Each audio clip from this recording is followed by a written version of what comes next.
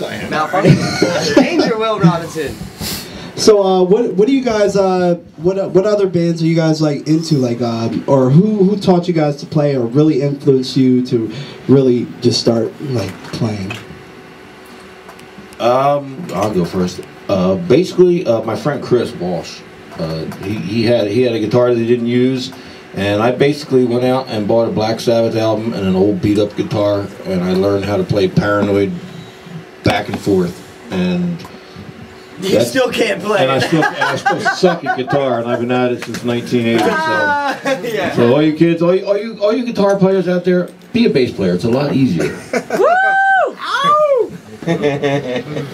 Oh my God. I started playing when I was like 12 years old, and me and my buddies, we all had the same guitar teacher or whatever. And, you know, we listened to a lot of like 80s stuff and learned how to play that way. And started playing in bands in high school and took it from there.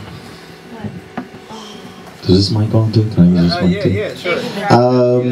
I don't know. I just took some vocal lessons, and one of my buddies that I grew up with since like kindergarten, I've known this guy all my life, and he pushed me to get singing in a band. We used to sing Beatles tunes, sit around and sing with the acoustic guitar, do Beatles stuff, and so I just joined a band. We formed a band, Seven Sign, and played with those guys, and we did the original thing. And just I'm influenced by a lot of people, R&B, rock, everything. So you know, my favorite guys are a lot of the guys from the '70s, Lou Gramm and Joe Lynn Turner from Rainbow, and since you've been gone. Those guys. I don't think I sing as good as those guys or like them, but I like them a lot. Steve Walsh from Kansas, and of course the Beatles and them. I love the Beatles, and so you know that's where my influence. You're not trying to impersonate anyone. You're trying to be Kevin, the singer of Third Wire. So it's good that you don't sing like that. I guess. Well, my dad used to teach music, so I kind of like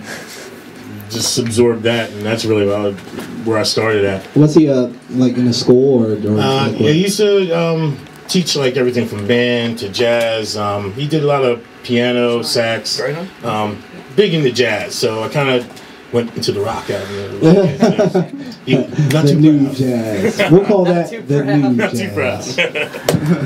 Yeah. They never are. Well, for me, it had to be when I was like 12 years old and I heard my first Black Sabbath album. And Nice. Which one? It was Paranoid. Paranoid. You know when you hear you're hooked. I was hooked, man. And then, you know, of course, my brother John, he had to leave his drum set downstairs set up, so then that was it. Yeah. You know, and I used to catch hell all the time, but what can you do? He's my brother, he loves me. So he let me play on it, and ever since then, and then I got my first one, and that was it, man. I was done. Oh, that's freaking awesome. I'm in. Alright, cool. So you guys got an album coming up. How many songs are going to be on it? Do you guys know any information yet, or anything that you can give your fans out there, and Tim Cover, and you know? Yeah, We're still working. Who else is watching? Brock is out Brock there. is out there too. Brock is. What's up? Let me tell you a story about Brock real quick. Lesnar. You know, Brock. Story about Brock. we played Lenny and I played an acoustic gig before we formed this band here. We did an acoustic show at the Hard Rock in Philly, and we did some original stuff and some covers and stuff. And this guy Brock, he's how old is Brock? He's young, man. He's a teenager. He really like digged us. He loved what we were doing, and he's so supportive of this band. We just wish we could get him to a show. We got to get him out to a gig. So we got to do an all ages for him. But Brock's been like a big supporter of this band, and it's really cool like that we're touching different people in different age groups and stuff. So that would be great to do an all ages show. But basically, what we're going to do is we're going to fulfill all the gigs that we got coming up. We got the whiskey and all that stuff, and then we're going to take about a couple weeks off, and we're going to go and we're going to lock ourselves into a room. We're going to come up with some more material because we've only been at this for like a month and a half as far as a band. We're working on. Right. We got stuff that's half done. We have a few other tunes that we're working on, and we want to put them on, you know, our CD to make it a full CD and not we gotta lay it down. We're gonna take a little bit of time off from the gigs and stuff like that because you know it kind of draws all your energy going out, dragging your stuff out. you know, to the different rooms and stuff like that. How about uphills? Uphills, yeah. You know, when we came here, when you guys came, when we came here, I thought they told me that this place there was an incline that we had to come up. They didn't tell me we were on the side of Mount Everest. Yeah. So we're just gonna take a little time off and finish writing some new stuff. Here you go, sweetie. Hey, what's up, guys? I didn't disappear yet. I have a question for you. Right. You guys were in other bands, I take it? Been playing for a little while? Yeah. Craziest show story from those bands. And something you would not want to happen in Third Wire. I got so, you know, all individual. Wow. I got that one. Fucking awesome question. I got freaking awesome. Get that I got that. That was definitely the night that I fell off the stage. Knights of Columbus. I fell off the stage. I got all drunk and I was in Meat Plow. Yeah, I was in a band called Meat Plow, and I you felt. plowed yourself. I was. He plowed himself. You know. I got into it. That was my drummer for that band.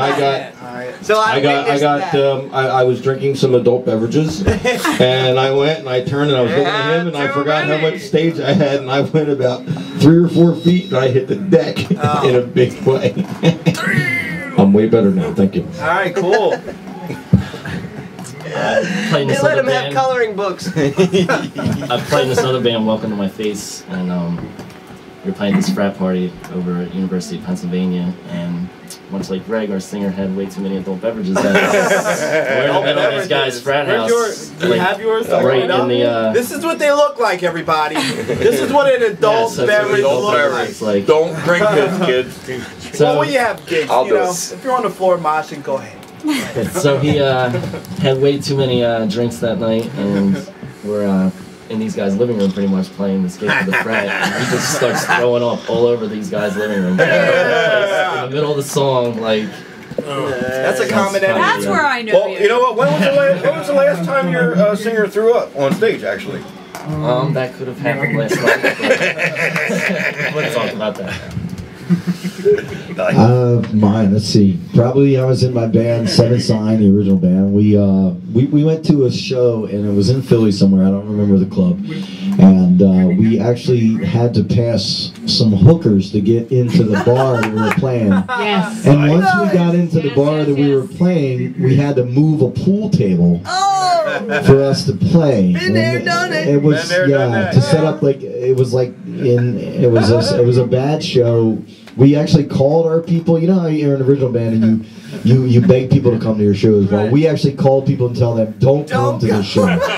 Stay home. Don't worry about it. You're not going to miss anything. We're not even ready. We're not even going to put full effort in this thing. I used to wear sneaks to the show and then change into my boots. I didn't even change into them. Wait, hold on.